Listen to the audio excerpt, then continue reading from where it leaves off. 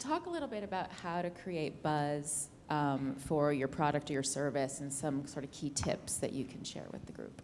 Okay. What's really interesting is if I had answered that question 6 or 7 years ago, I would have answered it completely differently than how I'm going to answer it today, because way back when, 6 or 7 years ago, there were really only 2 ways to generate buzz and stimulate interest in you and your brand, your product, or your service. One was spending a lot of money on advertising, and the other was to beg, borrow, and steal and plead with the media and to try to get covered. A lot of power was in the hands of the few, and there really has been a major shift over the last few years from the hands of, and we see it in financial services institutions, from large corporations and the traditional media to the individual, to the consumer, and to small communities. So what's really great for everyone in this room is that the playing field, and I think Allie said this actually this morning in her keynote, that the playing field is level. You really have an opportunity today to stimulate buzz and to create interest for your product or for your service. And so, how do you do that? Well, every consumer today is a publisher.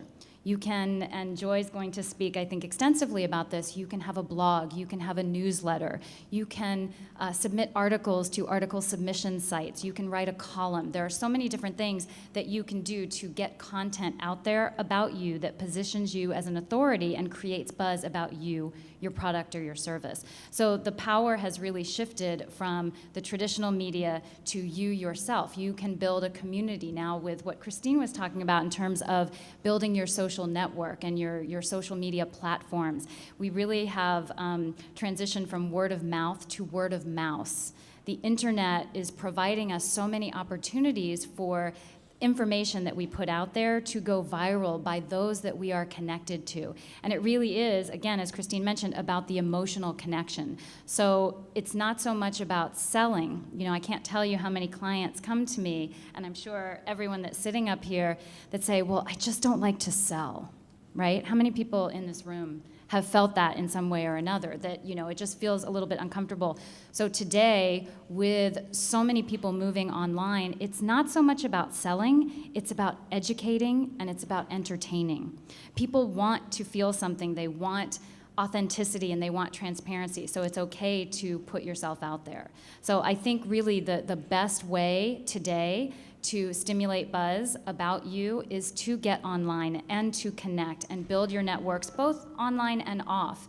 And no, we're not going to ignore the media. I still think it's important to reach out to press and let them know who you are, what you're doing, why you're doing what you're doing, the value that you offer, and who you're doing it for. That's still important, but you have an opportunity to take a little bit of control of the reins and do it yourself.